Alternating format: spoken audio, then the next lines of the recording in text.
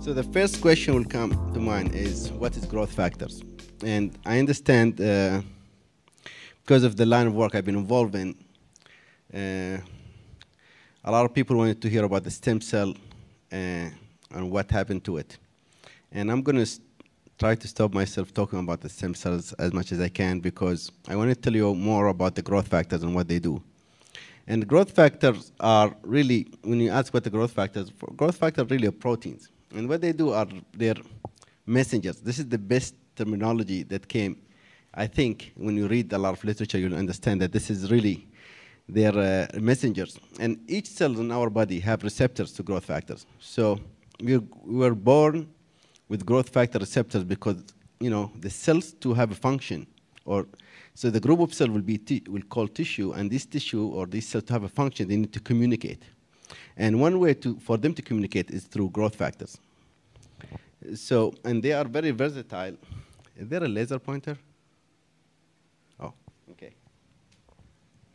So they were really discovered or came to the headline in the 60s. It was by Cohen. He got Nobel Prize for it. And at that time, it was only, I think he identified 3 or 4 growth factors. And the name growth factor right now, we know it's the most popular one, but not accurate. Because when they were discovered, and they put it within cell culture, they found the cell will, once you apply this growth factor, they will differentiate, and they became, you know, they will grow in size. And so they'll proliferate and then differentiate. And I'll go back to this, but so once they found out that once you apply growth factor, the cell will differentiate, or they will proliferate, the right word. Then the natural name came to be growth, because they allow the cell to grow.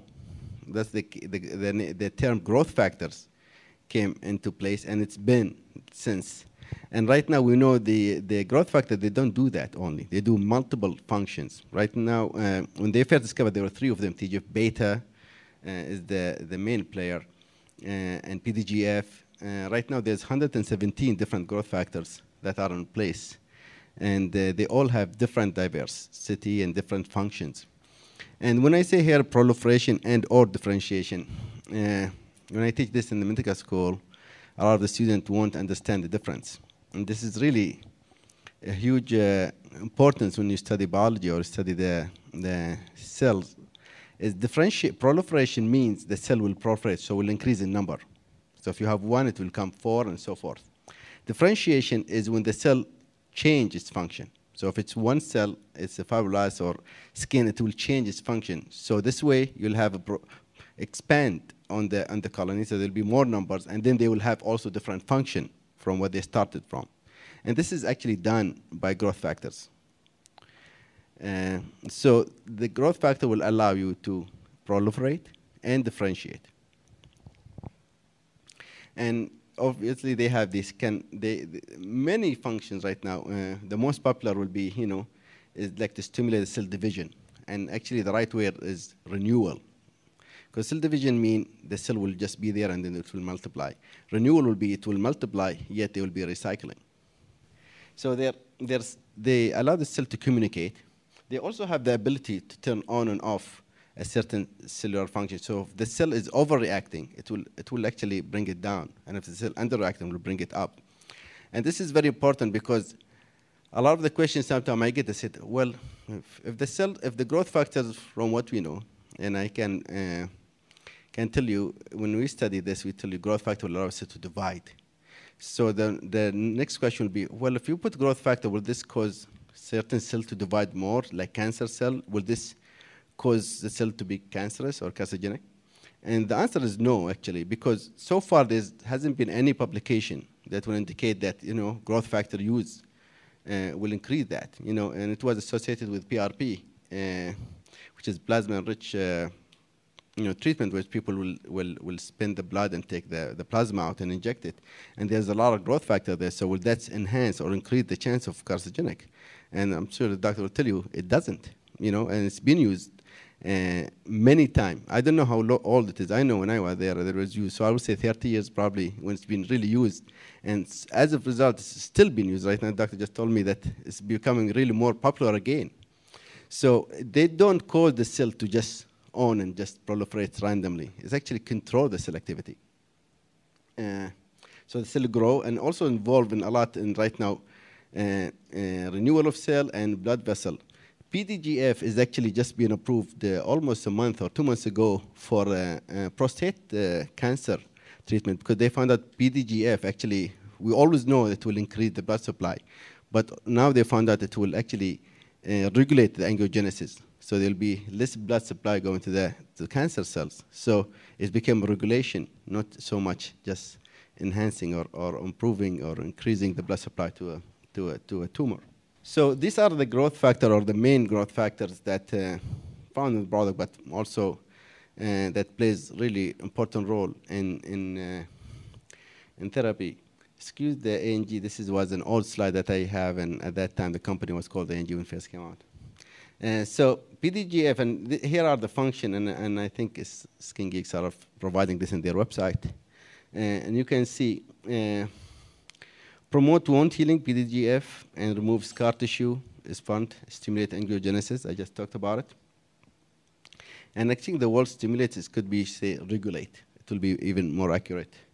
And then you have the granulocyte colon stimulating factor. Now we know it's very important for to give the cell its immunity.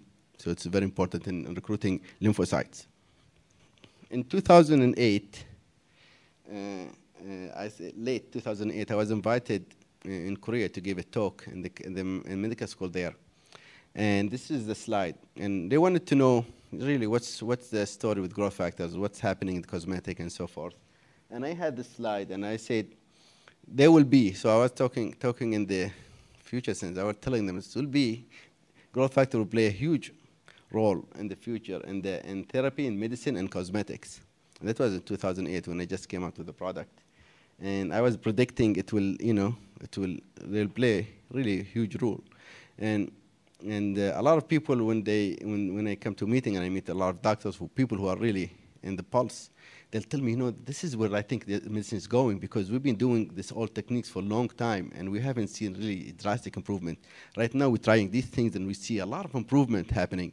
So, you get sense of these things. And I was telling these people in 2008, and I like to use this slide just to tell you 2008 until right now 11, which is not really a long time, but huge amount of improvement that take place in cosmetic. And really, there's no excuse for providing the best treatment for your patients and for your clients. The question that comes up also will be, okay, why do you use fibroblasts? Why don't you use keratinocyte, or why don't you use other type of cells, And this is a very good question, because, why fibroblasts? Why not other cells, And the reason why, if you look at this, I didn't put the reference here, but this was published.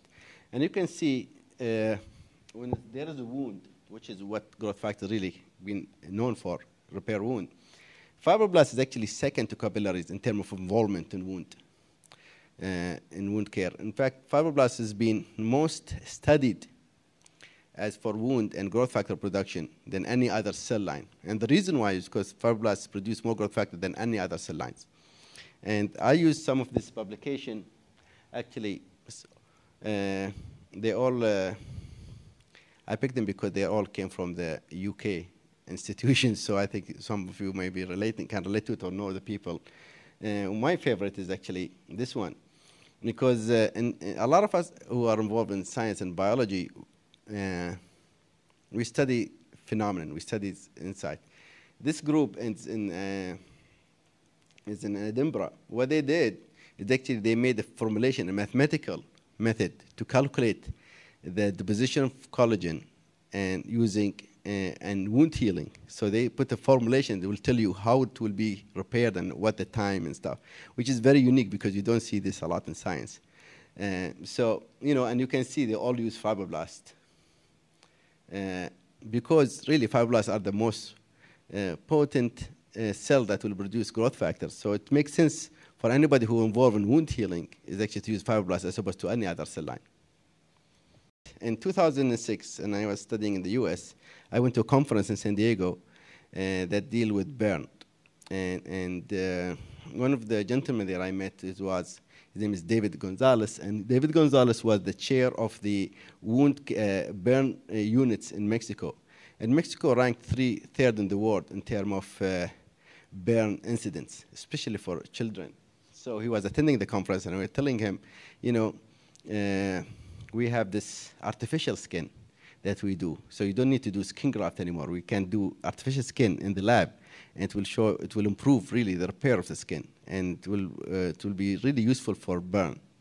And he's like, oh, really? Okay, you want to try it? I said, yeah, we should try it. You know, and a trial in the US is very hard to get approval and very costly. So if somebody just giving you a chance to just try it, just to see how effective it is, it will be great. So he said, why don't you come to Guadalajara? And Guadalajara is one of the biggest hospital in Mexico. It's the third biggest city in Mexico. And have a hospital called Hospital Central, 3,000 beds. And they have very nice burn units there. So I go there. Literally, I flew in Tuesday afternoon. And Wednesday morning, they brought like 7 children. And I took the skin graft in a flask with me from the US to Mexico. So here, this is the group. It's me and then the 2 other doctors who work there. And this is, you see their hand, here I brought in with me the skin graft, artificial, you can see it here. And this is the baby. And really, normal dressing and cleaning the wound, nothing, you know, so just cleaning it, make sure there's no debris. Because we have limited amount of graft, so I just picked where the impact, where the most damaged cells, so prevent infection, and I wanted to, so you see, I just apply it in there, and then put a little bit of media to allow the cell to grow for a while, and then just dress it, normal dressing. And after 1 week, is that skin grows on its own or not? it's actually artificial. This is what we did is we put the matrix, collagen, and then there's bed of cells, fibroblast. So the cells and the collagen will really bind together, and then we put 2 matrices to support the cells. So you'll have a real layer of cells. That's what it is.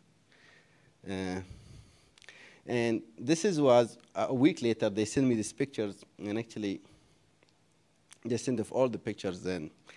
And you can see the impact here where the graft is, and you can see after a week, huge, speedy amount of recovery happened. However, the sites here haven't recovered as fast.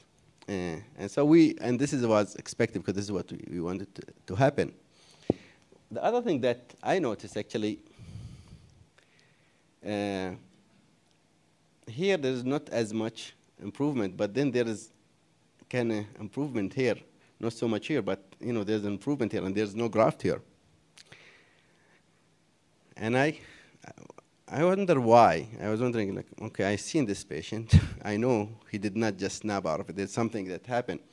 And then I'm thinking, you know, what could be the reason? And one of the reasons I came up with was, you know, when we did the dressing, the patient will be running, and most of them are between 12 and to 5 years old, or 2 years old. I have, and I'll show you a picture, or 3 years old.